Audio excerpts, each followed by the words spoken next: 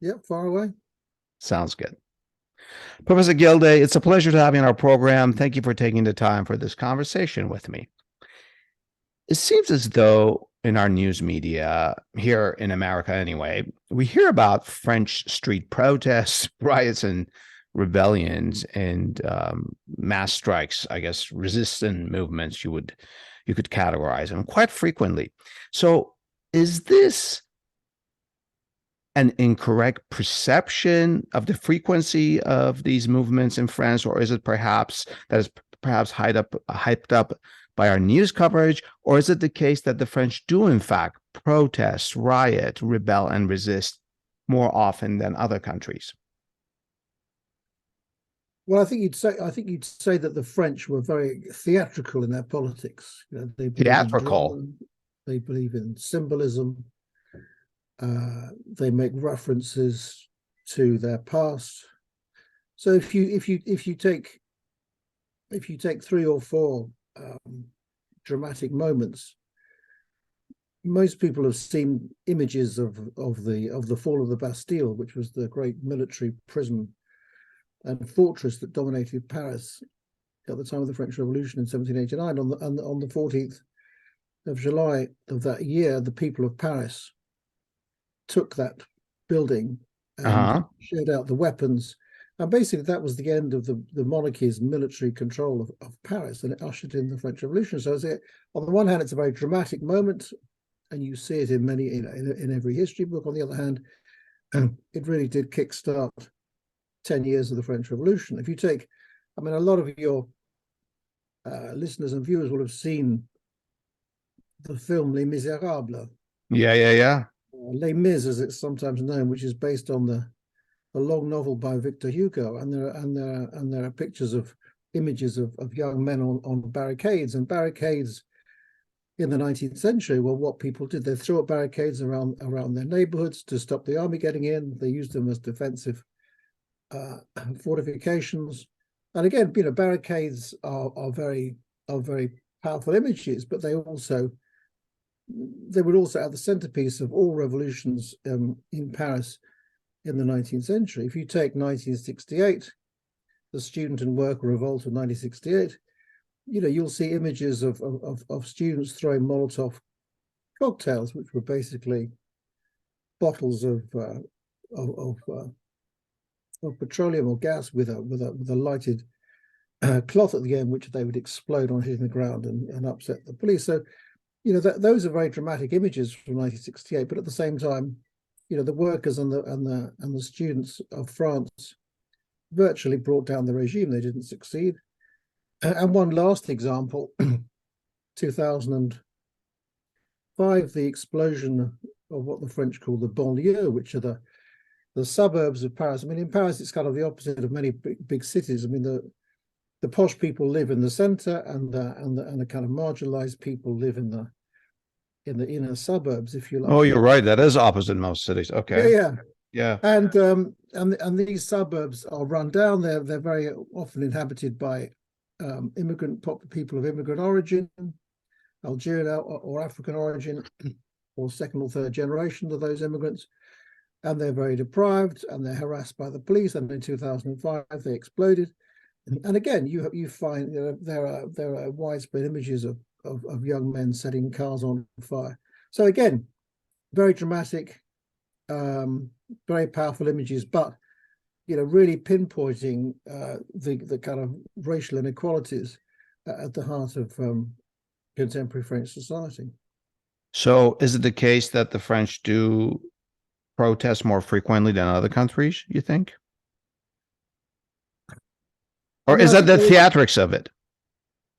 Well, it's both the theatrics and the frequency, and I think there is in a sense, because they brought down the state, they brought down the monarchy during the French Revolution, and then they had republics, and then they had empires, and all these regimes finished badly, apart from the last regime, the Fifth Republic, which has been going on since 1958. But even that is meeting a period of crisis. So, in a sense, because they do challenge the state, because they have ended governments and ended regimes. There's a feeling that they can do it. They have done it and they can do it. And it's a bit like, and they are a bit sort of trigger happy. They are ready to descend into the streets and have a go. Would the French take offense to your use of the word theatrics, you think? Or would French scholars come and say, well, yeah, that's what it is? Well, I think what I'm saying is it's theatrical, but it's also real. Yeah. You could say that, the protests around Black Lives Matter were theatrical or dramatic, but they were also real. I mean, I think with any protest. I see what you mean by theatrics now. Yeah. The sort of the display, the display, the performative dimension. Yeah. Yeah. There's just out of curiosity here, it may not be all that important for our conversation. I heard about a certain French strike in the mid-1990s that was perpetrated by the unemployed. How do unemployed people strike? They don't have a job. Is this an apocryphal story, or did this happen in the 1990s? Well, so there was a big movement of strikes and protests in 1995, and it followed an election where the candidate who won, Jacques Chirac, concentrated on what he called the social fracture. He said there's a social fracture in French society. The rich are getting richer, the poor are getting poorer, and I'm going to, elect me, I'm going to do something about it. And he was elected against the socialist opponent, and within months, his prime minister, imposed austerity, cuts, wage freezes, running down public services, and that did produce an explosion. And not only of the old, the old-fashioned trade union movement, of employed people, whether they're in transport or public services or education or whatever. But it also produced a movement among immigrants and people who are the so-called undocumented immigrants, and the unemployed, and people who were homeless. It was linked to a kind of homelessness crisis. But the French have a very interesting word, precarity. I'm not quite sure. They talk about jobs being. Could you repeat that, please? Precarity. Precarity. The French word is précarité, and it means people who are.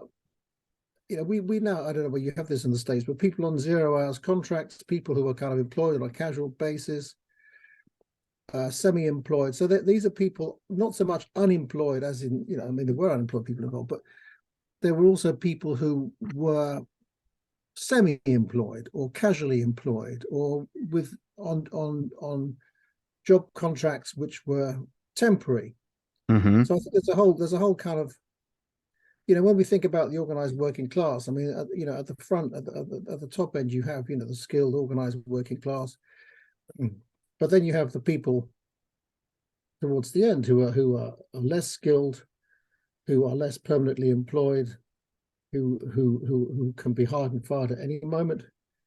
I mean, Marx called it the Industrial Reserve Army, the people who are kind of employed in periods of boom and laid off in periods of bust. So I think, it was a big bang. It wasn't on the scale of 1968, but I suppose it points to the fact that you put this out. It demonstrates the fact that every 5 or 10 years there is a kind of major upset in France. Does this revolutionary spirit, and its frequency and theatrics, this display, does it go back to the 1789 French Revolution? Is that the inspirational and the starting point, or does it have deeper roots into French history, you think? Well, you can find deeper, periods of unrest, social unrest in French history. I mean, going back to the Middle Ages. I mean,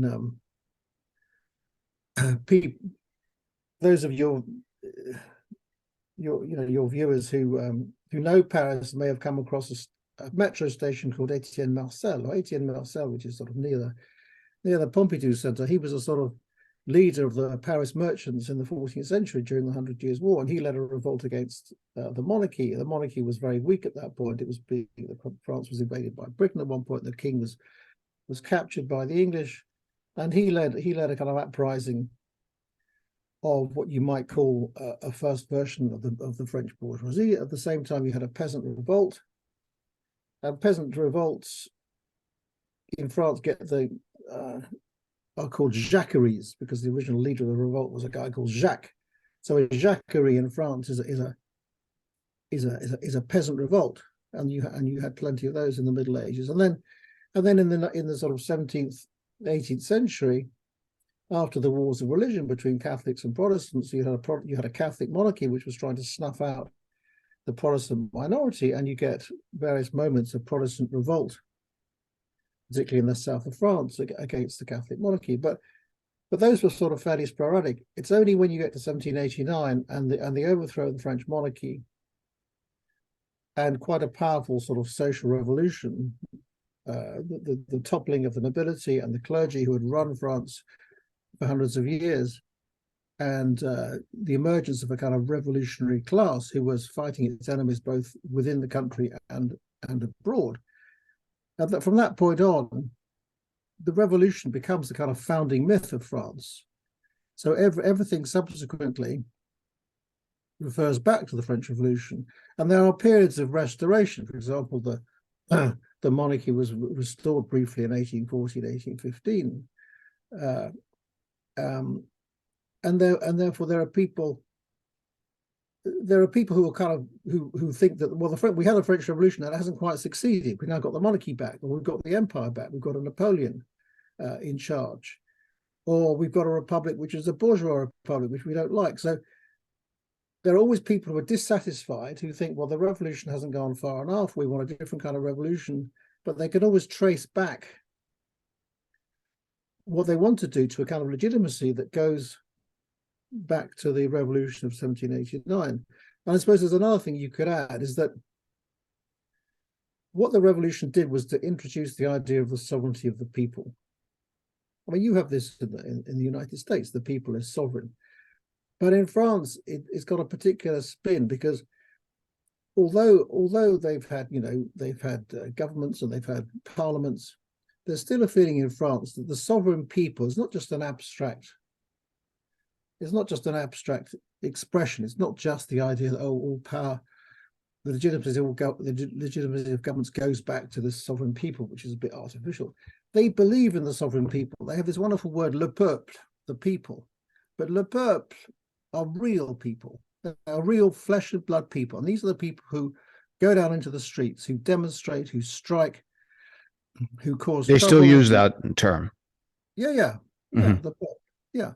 So I think what I'm saying is that the sovereignty of the people is the sovereignty of a real people who, when they get fed up with the politicians and they get fed up with the government, they think that they have sovereignty in their hands. When they go onto the streets, they are manifesting the sovereignty of the people, and therefore they feel that it's kind of legitimate to do that. You introduced a term, jacquerie, in our conversation. Yeah. Is that a term, and it refers to peasant revolt? Is that the term that's still used from time to time? Is it sort of inspirational for the French, or not anymore? That's in the past. Well, I'm not sure. I think it's probably not used that much. But the thing is, that the rural in many countries, the peasantry, is not up for revolt. I mean, it's kind of, people say, well, the peasantry gets, the revolutions take place in the cities, and and the peasantry cops it. But in France, there've been plenty of peasant movements. I mean, again, on the dramatic side, you can see pictures of, in the 1950s and 60s, of farmers driving tractors into the city centre because they're protesting against, the poor agricultural prices, or the fact that, the growth of large cooperatives and large farms is squeezing them off the land. So, farmers have gone on strike. And then I suppose more recently, You may have come across the so-called Gilets jaunes movement, the Yellow jacket. movement, the yellow jacket movement. Yeah. Which really kicked off in 2018, and that's an interesting one, because although, as I said, mostly revolutions start in the cities and then kind of move out into the countryside or try to impose their views on the countryside or the rest of France. In this case, the revolution started in what's sometimes being called peripheric France, marginal France, the France of left behind France, the France of small towns, the countryside, where there were fewer and fewer jobs. I mean, the big jobs are in Paris or in the regional capitals of Lyon, Bordeaux, Marseille, Lille. So these are kind of left behind semi-rural areas where there are jobs, but they're poorly paid. People have to drive, people have cars and they need to drive to work. And the thing that triggered it was the fact that the government put up the price of gasoline very suddenly. And in these rural areas, the pharmacies closed down, the doctors have disappeared, the shops have disappeared, the schools are sometimes closing down. So this is kind of left behind. This is in France? This is in France, yeah. Huh. Okay. So it's not the France that you see when you go on holiday to Provence or Burgundy, but it exists. It exists, and this is not tourist France. This is ordinary France. And a lot of these people, for example, they used to live in the suburbs, and then when they kind of, without wanting to sound racist, when the immigrants moved in, they moved out, and they kind of moved further out. They might be 50 miles from Paris or 100 miles from Paris, or in a kind of area where it's not particularly picturesque, it's not particularly beautiful. And these are people who feel left behind, and the interesting thing about them is that they would occupy roundabouts. That was their drama. They would occupy roundabouts, and they would hand out leaflets to motorists, and then every Saturday they would descend on Paris, or they would go to Paris, and they would demonstrate on the Champs-Élysées, and sometimes they throw bricks through the windows of posh fashion. Interesting. So these were not necessarily Parisians; they were outsiders. Yeah. Outsiders. Yeah. Interesting. We'll be back after a short break to talk about children of the revolution, the French. We'll be right back.